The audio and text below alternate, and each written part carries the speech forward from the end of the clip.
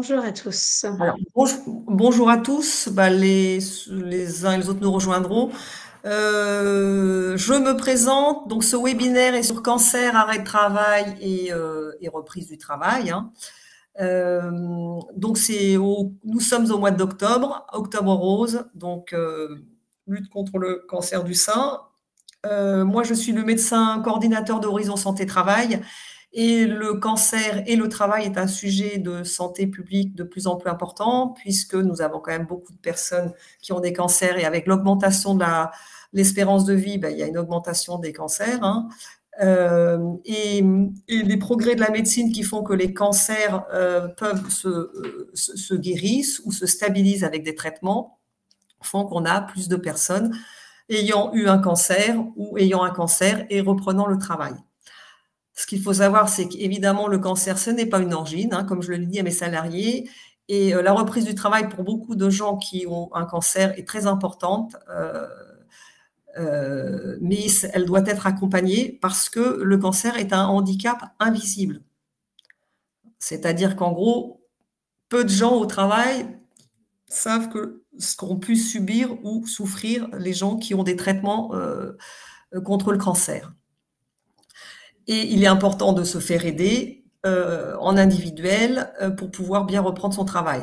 Donc nous avons rencontré, enfin j'ai rencontré donc Julie Dolé et Clarisse Terrasson qui ont créé, elles vont un peu détailler ce qu'elles ont créé, mais qui est je trouve un super soutien pour les gens qui ont des cancers ou qui ont eu, pour leur permettre de tenir la route, hein,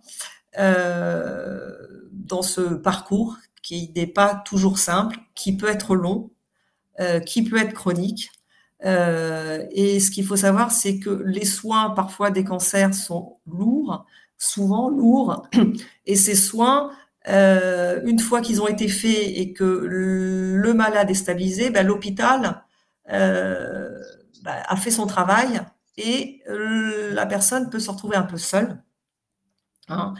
Et en fait, le après, voilà, comment on fait pour se faire aider avec le après, hein. Euh, voilà. Donc, je laisse la parole à Julie. Après, n'hésitez pas si vous avez des questions, hein, posées dans le chat. Oui, merci beaucoup Jocelyne. Bonjour à tous. Juste pour rebondir sur le petit aspect administratif que vous venez d'évoquer, n'hésitez pas à poser des questions au fil de l'eau. Si jamais je les vois pas parce que je suis en train de gérer la présentation, n'hésitez pas à les reposer. Je préfère qu'on les aborde au fur et à mesure que vous les gardiez jusqu'à la fin parce que ça peut être utile pour la bonne compréhension de tout ce qu'on dit. Ensuite, juste, vous aviez en introduction un mot sur Octobre Rose. Bien sûr que c'est un moment important, donc c'est à cette occasion qu'on vient vous parler. Pour se redonner les chiffres, Octobre Rose, on dit que une femme sur huit en France va être touchée par le cancer. On a malheureusement le record quasiment mondial d'occurrence des cancers du sein. C'est un cancer très prégnant en France, c'est un des cancers les plus fréquents. C'est aussi un cancer dont on guérit, donc en tout cas qui se soigne très bien, puisque s'il est détecté tôt, 9 femmes sur 10 s'en remettent. Donc ça, c'est important. Mais moi, aujourd'hui, je vais prendre un pas de recul et je vais vous parler plus largement de tous les cancers, de tous les patients et aussi des aidants. On se redonnera un peu les ordres de grandeur parce qu'on dit souvent que pour un patient, c'est 3 aidants. Ça fait beaucoup de gens qui seront concernés, qui sont potentiellement aussi dans vos structures, qui sont vos collaborateurs sans que vous le sachiez forcément. Donc moi, je vais vous parler de tous les cancers, puisque c'est ce que nous, on a souhaité faire chez Soma. On accueille toutes les personnes atteintes, quel que soit le cancer et quel que soit son stade. Toutefois, si vous avez des questions spécifiques relatives au cancer du sein, on est bien évidemment disposé à y répondre plus spécifiquement sans aucun problème. Donc, pour commencer, donc, nous, Maison Soma, on est un lieu dédié aux soins oncologiques de support.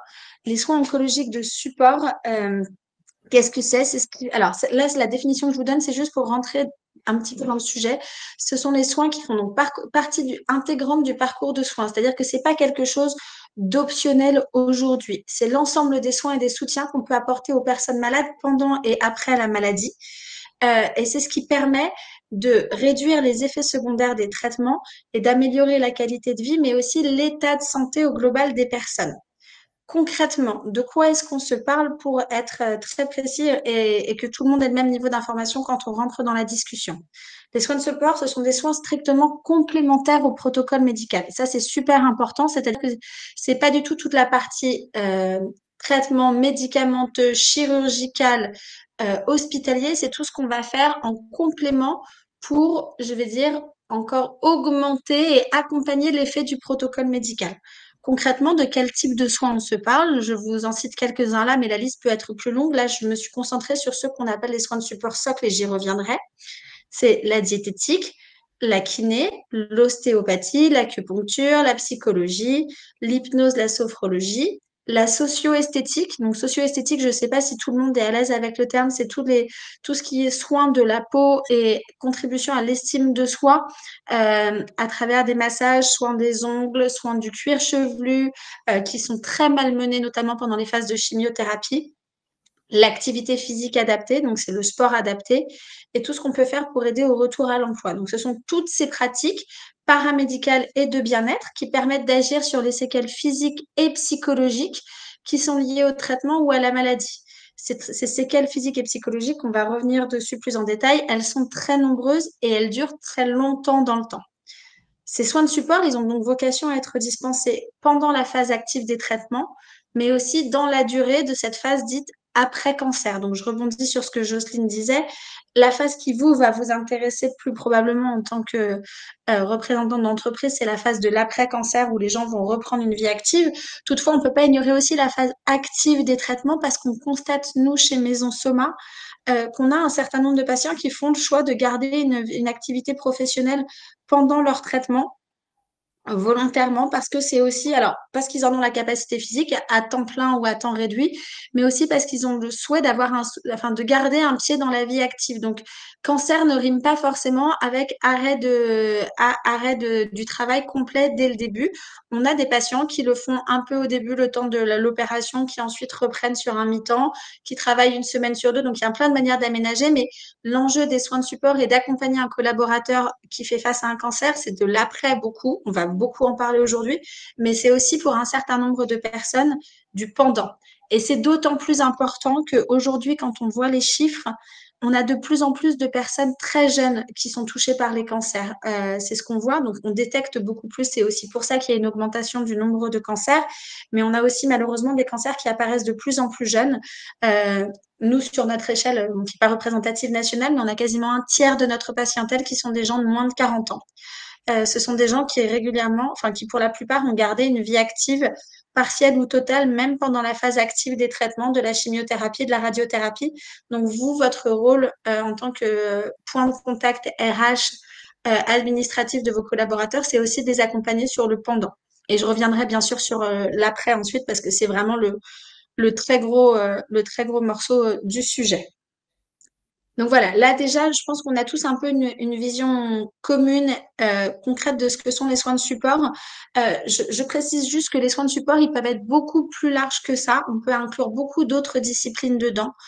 On a fait le choix, nous, et je fais le choix ici en vous en parlant aujourd'hui, de me concentrer sur ceux qu'on dit socles, c'est-à-dire les soins sur lesquels on a des études scientifiques qui sont capables de démontrer leur contribution, euh, leur contribution à l'amélioration de l'état de santé ou à la qualité de vie des patients. Il y a beaucoup d'autres choses qui peuvent exister, qui sont un peu plus, permettez-moi le terme, exotiques, qui vont de la naturopathie au magnétisme, au coupeur de feu. C'est pas du tout ce dont on va se parler aujourd'hui ici. Non pas qu'on ait un jugement dessus, parce qu'on a un certain nombre de nos patients qui y ont recours par ailleurs. Juste, ce ne sont pas les disciplines sur lesquelles nous, on choisit de se concentrer parce qu'on travaille étroitement avec les hôpitaux et qu'on veut être sur des choses dont on est sûr qu'elles sont strictement complémentaires sans empiéter sur ce qu'on peut faire. Dans le cas de la naturopathie ou de la micronutrition, par exemple, c'est pas toujours le cas. Il peut y avoir des risques d'interaction, donc on évite ce genre de discipline. Et puis, on est resté sur des choses très académiques où on sait que les patients sont en confiance pour les faire et que les médecins sont en confiance en sachant que leurs patients suivent ce type de discipline. Mais vous pouvez avoir en tête bien d'autres disciplines, juste qu'on n'abordera pas forcément aujourd'hui. Ces soins de support, pourquoi est-ce qu'ils sont importants? Ils sont importants parce qu'ils permettent de répondre à de très nombreuses séquelles. Là, je vous ai mis un extrait d'un tableau qui a été produit par l'INCa, donc Institut national de lutte contre les cancers, qui a fait un sondage il y a quelques années sur quels sont les symptômes les plus souvent déclarés. Jocelyne, vous disiez justement que le cancer, c'était une maladie, c'était un handicap invisible. On a tous en tête que quand on parle de cancer, on va voir des gens qui ont perdu leurs cheveux. C'est effectivement une manifestation, mais il y a effectivement, comme vous le disiez, beaucoup d'autres manifestations invisibles qui vont handicaper lourdement au quotidien la qualité de vie des patients et du coup, à terme aussi, si on le rattache au travail, leur bien-être et leur capacité à être bien en entreprise dans leur vie au travail. Là, ce sont donc indifféremment les séquelles physiques déclarées pendant ou après les traitements. Donc, bien sûr, la première, c'est la modification de l'image du corps, des douleurs qui persistent dans la durée. C'est pas juste lié au moment du traitement, c'est dans la durée, les gens sont douloureux. La fatigue qui va être un vrai enjeu pour vous. Et on reviendra dessus, mais qui impacte souvent le temps de travail souhaité et capable d'être assuré par vos collaborateurs. Des troubles moteurs ou de la vision, des troubles, alors les difficultés sexuelles, ça va moins vous concerner, mais qui sont quand même réels, des troubles de fond chroniques des fonctions urinaires, des fonctions intestinales, des neuropathies, ça c'est hyper important aussi. Nous, on en voit beaucoup, beaucoup. Donc, c'est toutes les douleurs qui vont être articulaires sur les mains, troubles de la sensibilité, perte de la finesse dans les gestes, fourmillement, incapacité à garder certaines postures dans la durée parce que ça crée un certain nombre d'inconforts. Des syndromes hormonaux, alors ça peut paraître éloigné du monde du travail, mais quand on est une personne sous hormonothérapie, pour revenir sur le cancer du sein, pendant 2 à 5 ans après l'arrêt des traitements, qu'on est mis en situation de ménopause induite, artificielle, qu'on a des bouffées de chaleur qui vous réveillent la nuit, le jour, qui deviennent tellement handicapantes qu'on ose à peine sortir, tellement on ne sait plus comment on va réussir à gérer ça, ça devient un vrai handicap au quotidien. Et pour ça, les soins de support sont capables de répondre et d'apporter des solutions pour atténuer ces effets-là. Je vais y revenir. Des troubles, donc on se parlait donc des troubles hormonaux, des troubles cognitifs, ça c'est hyper important. Alors c'est très présent pendant la phase active des traitements. On parle de ce qu'on appelle l'oncobrain, donc c'est une sorte de confusion mentale, moindre capacité à se concentrer, plus grande confusion, perte de la mémoire instantanée sur un certain nombre de choses qui sont réelles et qui peuvent vraiment handicaper dans le maintien ou dans la reprise de l'activité professionnelle. Donc voilà, c'est juste pour vous faire une petite liste. L'idée, c'est pas d'être noir plus que noir et de vous dire que tout ça va arriver. Juste quand on parle du handicap invisible, vous dire avoir un cancer, c'est pas juste perdre ses cheveux et traverser une chimiothérapie, c'est tous ces effets secondaires qui sont assez prégnants. Parce que là, vous voyez bien que ça n'a pas vocation à assommer à 100 parce qu'on a donc des syndromes qui sont déclarés spontanément. Et ça veut dire que quand on les questionne, il y a encore des gens qui disent ah oui, c'est vrai, il y a ça aussi, je l'ai oublié. Mais ça, ce sont ceux qu'ils ont le plus souvent en tête et qui peuvent s'additionner. Un patient peut cumuler malheureusement plusieurs de ces séquelles physiques ou psychologiques qui sont pas listées ici. Euh, autour de la perte de confiance en soi, de l'estime de soi, des syndromes post-traumatiques, d'anxiété, perte du sommeil, qui sont hyper importants, qui viennent s'additionner et qui font qu'on a une dégradation de la qualité de vie, du bien-être et puis bah, du coup de la capacité à être bien en entreprise aussi. C'est pour ça qu'on vient vous en parler aujourd'hui. Et donc, comme je vous le disais, aujourd'hui, les soins de support, ils permettent de répondre à ces effets secondaires. Juste pour qu'on se remette un petit peu les ordres de grandeur en tête et qu'on comprenne pourquoi est-ce que c'est important qu'on se parle de tout ça aujourd'hui. Si je prends d'abord l'image un peu globale nationale, aujourd'hui en France, 4 millions de personnes ont eu un diagnostic de cancer au cours de leur vie et c'est 430 000 nouveaux diagnostics qui seront posés chaque année. Juste pour se donner un petit peu de dynamique, ce nombre de nouveaux cas, il a été multiplié par plus de 2 au cours des dernières années. Ça augmente très fortement. Alors, du fait de la détection, du dépistage qui est de plus en plus efficace, mais aussi du fait de la dégradation des conditions de vie. On est de plus en plus sédentaire, on mange de plus en plus de produits transformés, ainsi de suite. Et donc, ça rejoint le point que je vous citais tout à l'heure sur le fait qu'on a des cancers de plus en plus jeunes. Aujourd'hui, le cancer, c'est vraiment pas quelque chose de rare et c'est un sujet auquel vous allez forcément tous être confrontés dans votre poste si vous ne l'avez pas encore été. Sur ces 4 millions de personnes ayant eu un cancer, 65% des gens souffrent encore de séquelles physiques ou psychologiques 5 ans après l'arrêt des traitements. Ce qui veut donc dire qu'on a les séquelles dont je vous parlais tout à l'heure, créent ce handicap invisible dans la durée. Et 5 ans après l'arrêt des traitements, on est quand même le plus probablement en reprise d'activité. Donc, ça veut dire que vous avez des gens dans vos entreprises qui ont encore un certain nombre des séquelles qu'on a évoquées au-dessus. Et pourtant, la plupart d'entre eux ne sont pas suivis pour ça. C'est bien là le gros sujet et la raison pour laquelle, enfin la raison d'exister de Maison Soma, je vous en reparlerai un petit peu après, c'est qu'aujourd'hui, très peu de personnes se font accompagner dans la durée pour ces soins de support. Alors, je vois une question, pardon, je fais une petite pause. Afin que le salarié bénéficie de ces aides, doit-il se rapprocher du médecin du travail? Jocelyne, est-ce que vous voulez prendre la question?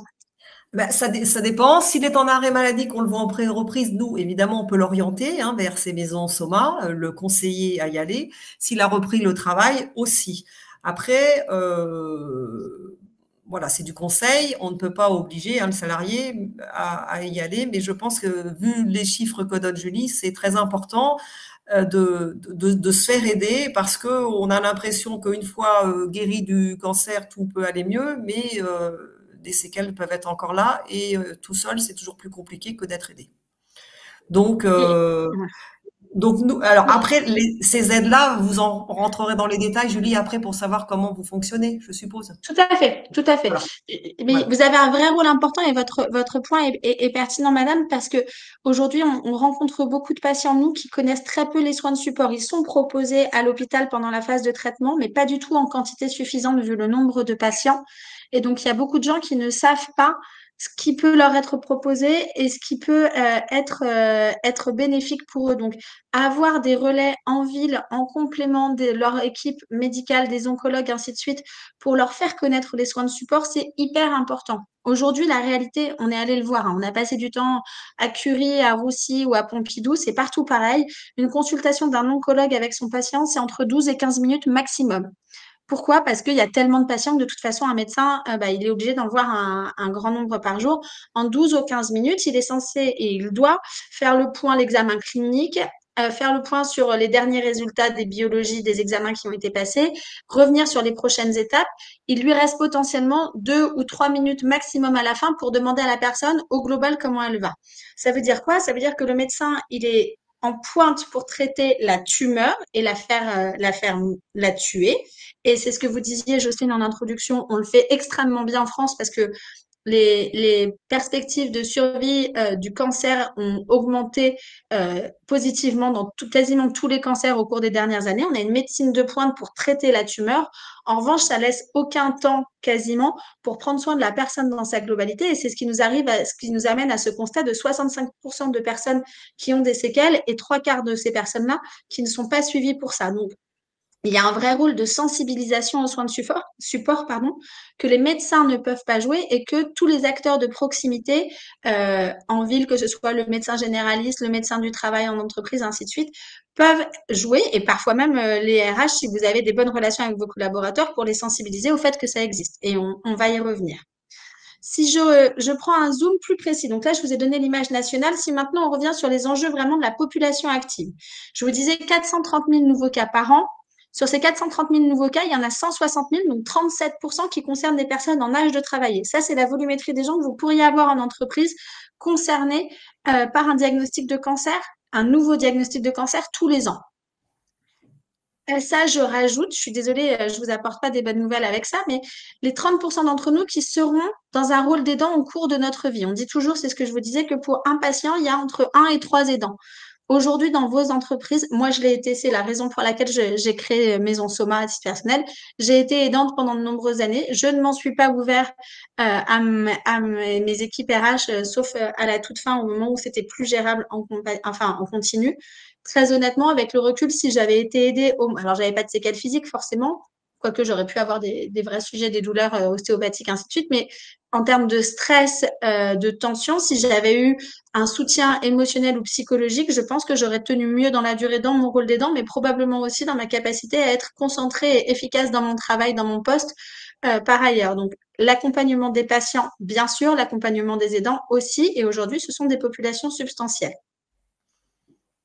Pour revenir concrètement sur l'impact du cancer sur le travail, vous le voyez là, c'est écrit, à 2 ans, une personne sur 3 en emploi au moment du diagnostic ne travaille plus. À 2 ans, alors que pour vous donner un ordre de grandeur, sur un primo-cancer, la durée moyenne des traitements, c'est 6 à 9 mois. Ce qui veut dire que pendant plus d'1 an et quelques après la phase des traitements, on a encore une personne sur 3 qui ne travaillent pas pendant quasiment 2 ans derrière, enfin plus de 2 ans derrière. Donc, on a vraiment on a des séquelles qui durent longtemps, qui sont très handicapantes pour la capacité à reprendre le travail. À 5 ans, c'est encore une personne sur 5 qui ne travaille toujours pas. Ça, c'est notamment dû aux séquelles physiques et psychologiques qui ont tellement dégradé la qualité de vie que les patients ne se sentent pas en état de reprendre leur travail d'avant.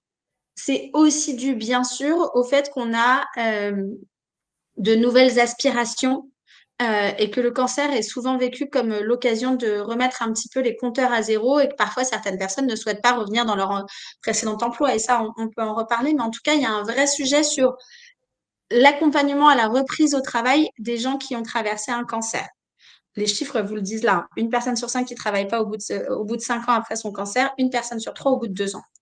Et parmi ceux qui travaillent, on a 25% des gens qui ne sont plus au même poste, notamment enfin plus au même poste parce qu'ils ont dû demander une réduction du temps de travail. Donc on est vraiment sur des enjeux hyper concrets, hyper matériels pour les RH de l'après-cancer. Pour vous dire, hein, pour vous faire un petit retour sur nos patients à nous, les patients nous disent souvent l'après-cancer, c'est parfois, ça paraît bizarre, mais aussi dur, voire même plus dur que la phase active des traitements, parce qu'on est laissé dans ce trou noir où on a été en traitement, on nous a vus toutes les semaines, il y avait l'oncologue, il y avait l'hôpital, j'avais l'infirmière qui me suivait, je pouvais appeler quelqu'un dès que j'avais une question, j'étais très accompagnée. Et puis au bout de 9 mois, quand j'ai fini tout mon protocole, on m'a dit, bah, c'est bon, maintenant, on se revoit dans 6 mois. Il n'y a plus de traces de cellules cancéreuses. On fait le prochain point dans 6 ou dans 9 mois. Et d'un seul coup, je me retrouve seule. Mes proches qui m'aidaient au quotidien, bah, sont aussi contents de retourner à leur vie en disant, bah, ça y est, t'es guérie. Alors que moi, je me sens tout sauf guérie. J'ai déjà le contre-coup du protocole que je viens d'avaler parce que très souvent, entre le moment où une personne est dépistée et le moment où elle est traitée, c'est extrêmement rapide. Donc, les gens n'ont pas le temps de se poser de questions, ce qui est très bien pour laisser aucune chance à la tumeur et le prendre le plus vite. Mais ça laisse pas le temps d'accepter et de digérer ce par quoi vous passez. Donc, les gens le font souvent beaucoup après l'arrêt des traitements. Il y a un moment où on ressort la tête de l'eau et on se rend compte des 9 mois d'apnée qu'on vient d'avaler en faisant tous ces traitements. Puis, il y a la reconstruction, se dire, bah, je suis passée, je suis désolée, je vais être très franche, mais près de la mort. Qu'est-ce que je fais de tout ça? Qui je suis maintenant? Je suis plus la même. Les patients parlent d'une déconstruction pour se reconstruire autrement. C'est ce qui amène aussi à ce taux de travail qui est réduit et au fait que les gens ne prennent pas le même poste. Ça et les séquelles physiques, bien sûr, dont on a parlé un petit peu plus haut, qui sont handicapantes. Le point que moi je trouve très alertant par rapport au sujet d'aujourd'hui, c'est que 59% des patients jugent difficile d'en parler au travail et en seraient désireux. C'est-à-dire qu'aujourd'hui, le cancer, c'est encore considéré comme quelque chose qu'on doit taire, qu'on doit vivre dans la sphère privée et sur lequel on doit se gérer seul, alors qu'on voit l'ampleur des conséquences que ça a et dans la durée, à quel point ça impacte le quotidien et la vie au travail. Donc, pour moi, c'est aussi une des raisons pour lesquelles on a évoqué avec Jocelyne l'idée de construire ce webinaire pour vous ouvrir la porte parce qu'il y a un appel et il y a un besoin de pouvoir en discuter en entreprise et accompagner les patients là-dessus. Je fais juste une mini pause 2 secondes. Est-ce que jusque-là, tout est clair pour vous? Est-ce qu'il y a des questions en particulier? Bon, pas de commentaires. Tout est bon. Bon, eh Bon, ben, écoutez, très bien. Merci. Si c'est clair, écoutez, très bien. tout Je est clair, confirme, Julie. Tout est clair. magnifique, mais je donne beaucoup de contenu, je vous laisse juste 2 secondes pour l'absorber.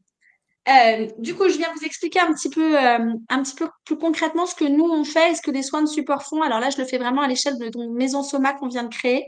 Donc vous voyez Maison Soma, je vous ai mis là la photo avec l'équipe, avec donc Clarisse et moi au centre, les deux associées fondatrices. Donc Maison Soma, c'est avant tout un lieu physique dans lequel on accueille tous les patients et les aidants qui sont touchés par le cancer, quel que soit le cancer et quel que soit le stade du cancer. L'idée, c'est de créer un lieu, pour reprendre ce qu'on disait plus haut, strictement complémentaire au protocole médical, où les patients ne viennent pas pour être soignés de leur cancer, mais pour prendre soin d'eux et prendre soin des effets secondaires induits par le cancer. On y dispense des soins paramédicaux et de bien-être en créant des parcours de soins qu'on va appeler pluridisciplinaires et coordonnés, c'est-à-dire que concrètement, un patient peut venir pour prendre une consultation en diététique avec notre oncodiététicienne et ne faire que ça, ou peut venir et prendre d'abord rendez-vous avec notre infirmière en oncologie en expliquant un peu l'ampleur des séquelles physiques ou psychologiques qu'il a et ce sur quoi il souhaite pouvoir être accompagné pour ensuite décider des consultations qu'il veut prendre chez nous. On y dispense donc des consultations individuelles et collectives avec des cours de sport adaptés, ainsi de suite, j'y reviendrai dans un lieu, et ça c'était hyper important pour nous, qui ne ressemble pas à l'hôpital ni à un cabinet médical. C'est-à-dire que Maison Soma, c'est avant tout un lieu de vie, un endroit où les patients peuvent, là vous voyez l'endroit où on a fait cette photo, c'est notre grand salon d'accueil, où les patients peuvent venir se poser dans le canapé, prendre un café, échanger aussi avec d'autres patients, partager leurs ressentis. Parce que quand on a construit ce projet avec Clarisse, on a passé plus de 3 mois à interviewer des dizaines et des dizaines de patients, de praticiens, de médecins, ainsi de suite. Ce qui nous est beaucoup ressorti, c'est le manque d'information. C'est là où je vous disais tout à l'heure le besoin d'être informé, de pouvoir proposer ce type de soins à vos collaborateurs qui sont concernés. Et puis la solitude dedans, parce que même si on a des proches qui nous accompagnent, ils partagent pas la même chose. Et donc avoir un endroit entre soi où on peut échanger avec d'autres patients, c'est quelque chose qui a beaucoup de valeur parce que la réalité, c'est qu'aujourd'hui, les patients, pour s'informer, ils se retrouvent sur des groupes WhatsApp, des groupes Instagram avec des histoires lugubres de gens mal informés et malveillants qui vous proposent d'acheter vos chimiothérapies orales venant d'Inde à 1/10 du vrai prix dans des trucs horribles. Enfin, je caricature, mais franchement, c'est même pas une caricature d'ailleurs. C'est des choses qui ont vraiment eu lieu. Et donc là, on voulait, je dis pas empêcher ça, mais en tout cas créer un endroit avec des personnes informées, formées au cancer, où les gens pouvaient échanger entre eux en sachant qu'ils auraient une information fiable et un endroit de confiance dans ce moment où eux sont particulièrement vulnérables. Donc concrètement, là, on a ouvert notre première maison Soma à Paris. Qu'est-ce que c'est une maison Soma? Une maison Soma, c'est 200 mètres carrés aujourd'hui à Paris dans le 9e arrondissement, ouvert tous les jours de la semaine avec 6 salons de consultation pour ces différents soins dont on parlait tout à l'heure, qu'on va réévoquer là, une salle de bien-être pour toutes les activités socio-esthétiques, donc de soins, massages, soins du cuir chevelu, des ongles, ainsi de suite, et une grande salle collective pour le sport. C'est 10 pratiques coordonnées qu'on est capable de proposer pour répondre aux différentes séquelles physiques ou psychologiques qu'on a évoquées tout à l'heure. Donc, c'est la kiné, la diététique, la psy, l'acupuncture, l'hypnose, la sophro, la socio-esthétique, l'art-thérapie et le coaching de retour à l'emploi. Je vais vous donner un exemple très concret. Vous êtes une femme, vous avez eu un cancer du sein, on est en octobre rose, on va respecter ce thème. Et donc, vous passez, je vais faire votre parcours. Vous avez d'abord une opération pour enlever la tumeur et potentiellement une partie substantielle, voire tout le sein. Premier besoin, la kiné pour pouvoir retrouver de la mobilité de l'épaule, éviter les adhérences qui vous empêcheront sinon dans la durée de retrouver une mobilité jusqu'à lever votre bras en entier. Besoin de kinésithérapie, potentiellement besoin en complément d'ostéo, ce qu'on va d'ailleurs bientôt faire, parce qu'on prend des mauvaises postures pour compenser, on protège le bras et on se met des tensions dans tout le dos. Pendant la phase active des traitements, vous allez avoir une chimiothérapie. Cette chimiothérapie, dans 40% des cas des cancers, elles induisent tellement de nausées que les gens se retrouvent en situation de dénutrition à un moment. Donc, vous allez perdre de l'appétit, manger de moins en moins. Si vous mangez moins et que vous avez perdu du poids, on va réduire la posologie de votre chimiothérapie parce qu'elle est calculée par rapport à votre poids, ce qui est quand même pas une très bonne nouvelle pour attaquer la tumeur, ou on va espacer les cures pour vous laisser le temps de vous requinquer un petit peu entre 2 séances de chimiothérapie, ce qui veut dire que votre protocole va durer plus longtemps. Face à ça, qu'est-ce qu'on peut faire? Eh bien, on peut faire une séance de diététique pour déjà prévenir le plus tôt possible toutes les, tous les effets secondaires des traitements qui peuvent vous donner beaucoup de lésions qui vous aident pas à manger, et puis essayer de trouver des choses dans votre alimentation qui vous permettent de maintenir au maximum votre poids, d'éviter la dénutrition et de vous accompagner dans cette phase de traitement. Vous avez bien évidemment un stress énorme en perso que vous pouvez avoir envie de gérer pendant les traitements ou après. Et là, il y a différents degrés. Ça va aller de la sophrologie pour trouver des gestes un petit peu apaisants à l'approche d'une séance de chimio, à l'hypnose pour savoir même se mettre en état d'auto-hypnose pour pouvoir baisser le stress, ou bien quand vous avez envie de quelque chose d'un peu plus analytique et profond, se faire accompagner par un psychologue clinicien dans la durée pendant ce protocole. Fin des traitements, on vous dit rendez-vous dans 9 mois. Vous allez par ailleurs commencer une hormonothérapie si vous aviez un cancer hormonodépendant.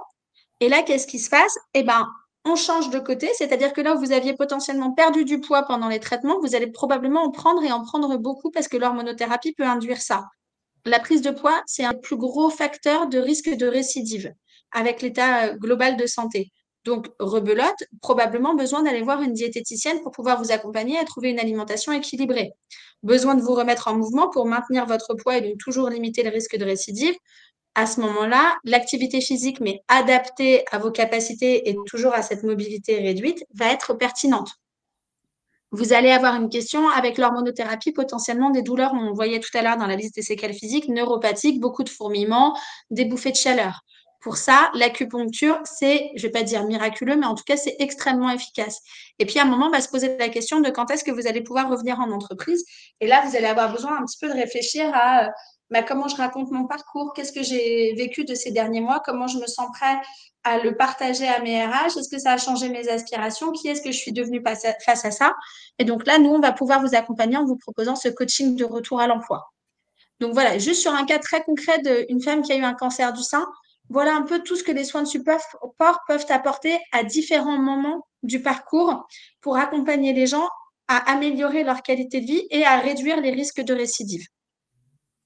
C'est l'essence même de ce qu'on veut proposer et ce qu'on propose dans la durée, puisque vous l'avez vu tout à l'heure, on se parle de séquelles qui durent jusqu'à 5 ans après l'arrêt des traitements. Il y a encore 65% des gens qui en ont.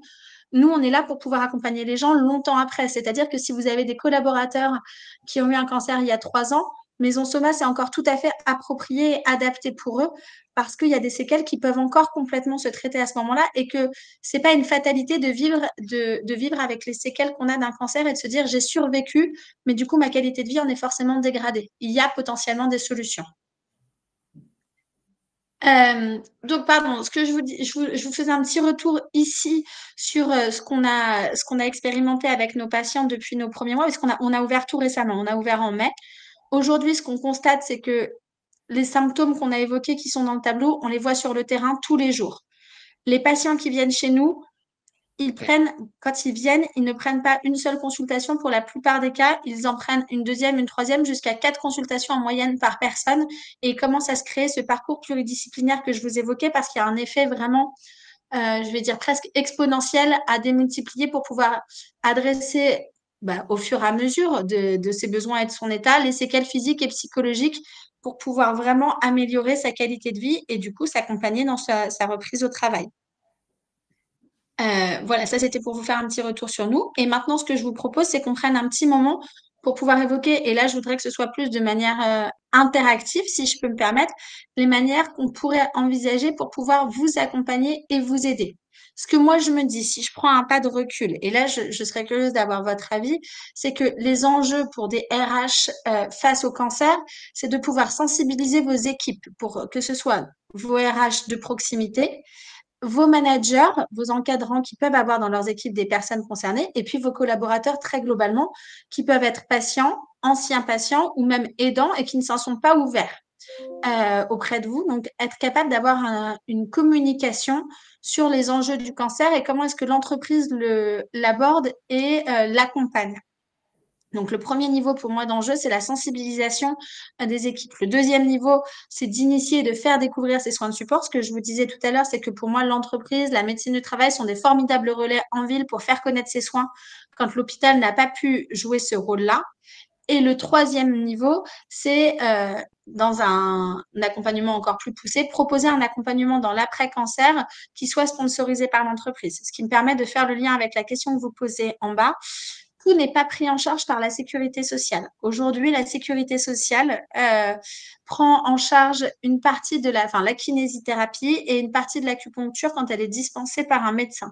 Pour les autres soins, ce sont donc des soins paramédicaux et de bien-être qui rentrent tous dans les packages, dans les packs, pardon, médecine douce des contrats de mutuelle. Donc, selon les contrats de mutuelle que vous avez pour vos collaborateurs, ils ont droit à un certain nombre de soins avec un montant maximum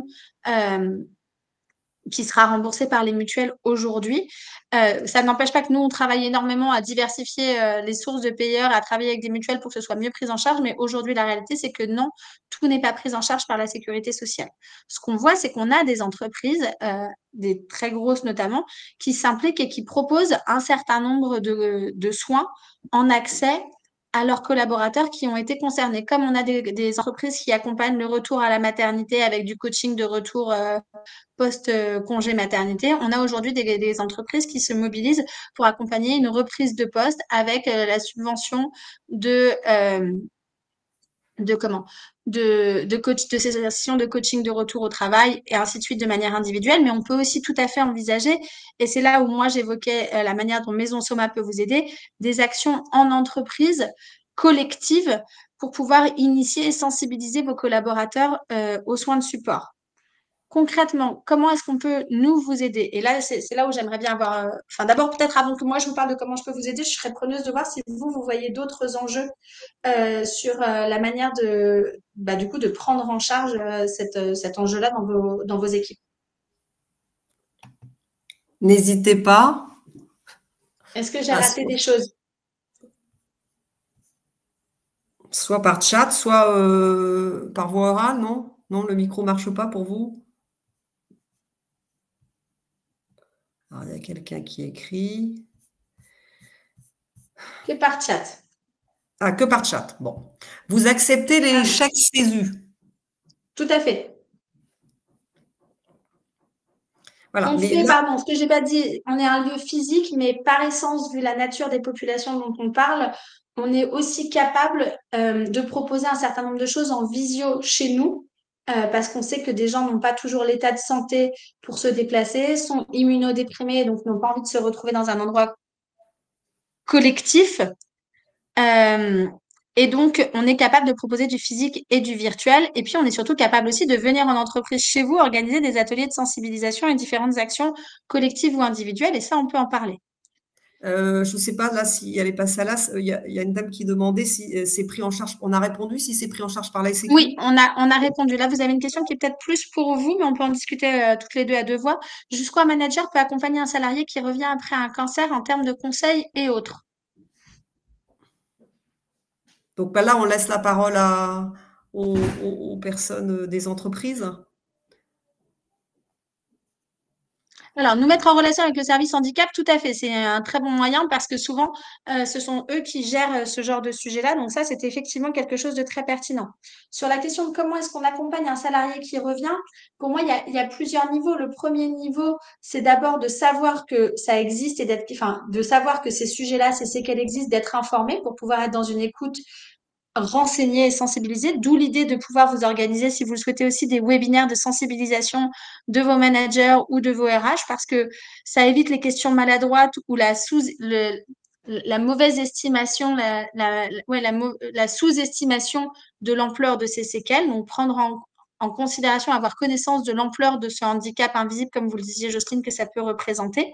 Et puis, ça peut aller jusqu'à être capable d'avoir un annuaire, un index, on le voit dans plein d'endroits, de lieux ressources, d'associations, de lieux comme chez nous pour pouvoir le proposer à un salarié qui est concerné. Être capable de dire, nous, dans l'entreprise, on vous accompagne, on vous a proposé, on vous a réservé des créneaux dans les groupes de parole, on vous a réservé des créneaux dans les ateliers collectifs où on vous a mis à disposition un budget d'accompagnement. Ça, c'est un peu selon le niveau d'investissement qu'une entreprise veut envisager. Mais un manager et un RH peut vraiment, alors de manière euh, réactive à une sollicitation d'un salarié, mais un salarié vous ferait état de sa situation, vous pourriez aussi lui dire, sache qu'il existe un dispositif de manière personnalisée, ou bien communiquer d'ailleurs proactivement.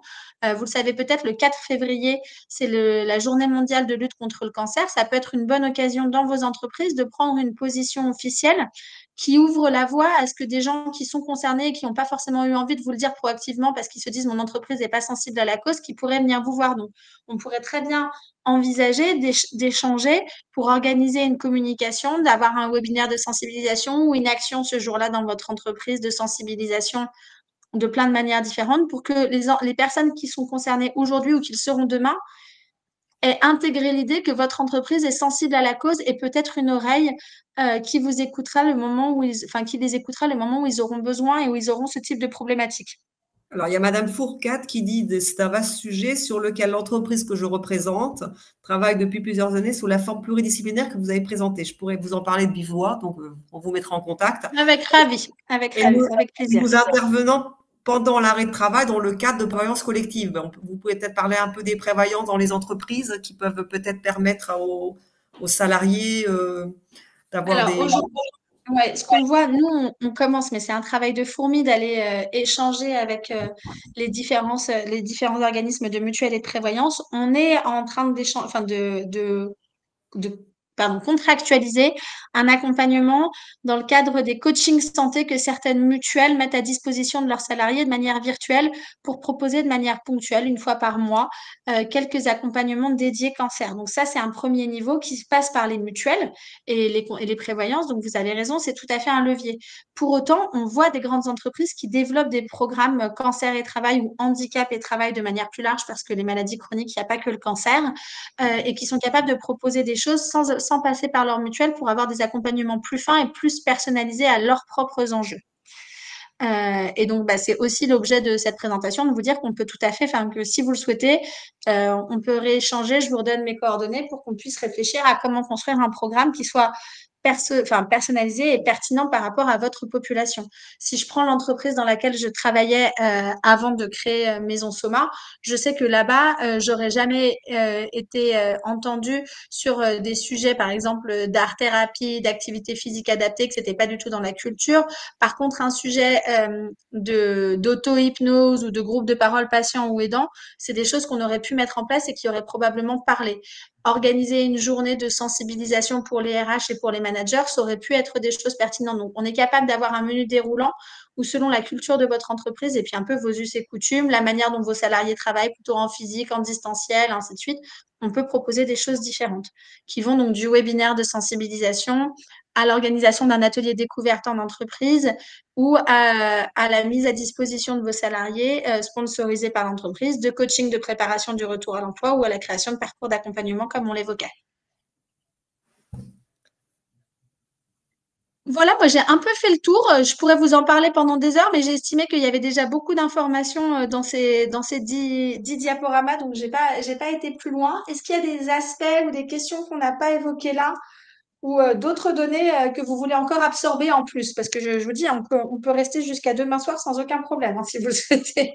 Je crois que Julie, c'est a priori, tout le monde a bien dit que tout était très clair, et c'est vrai que c'était très clair, très précis, et que voilà, moi je réitère que c'est vraiment un sujet de santé publique, hein, la prise, enfin le soutien du retour au travail après un cancer.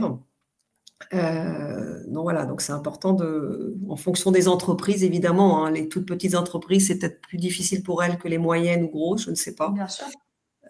pour prendre en charge et aider les personnes à aller mieux. Ben, écoutez, alors attendez, pas d'autres, je revérifie.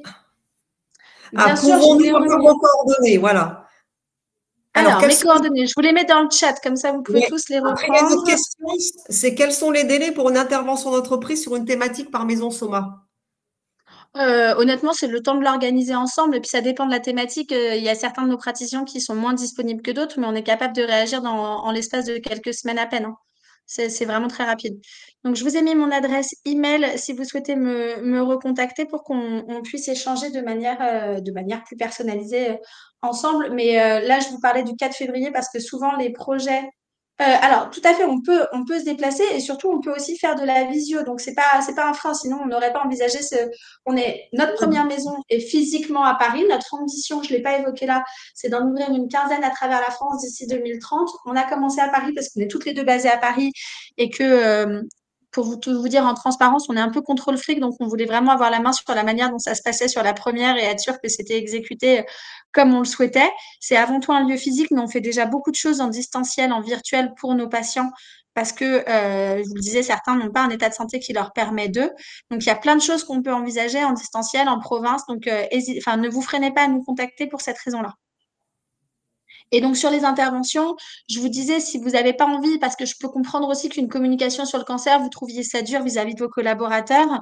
Le 4 février, je trouvais que c'est un bon alibi qui est pas très loin parce que c'est la journée mondiale de lutte contre le cancer. Mais si vous avez une disponibilité et l'envie de faire quelque chose en dehors de ces dates-là.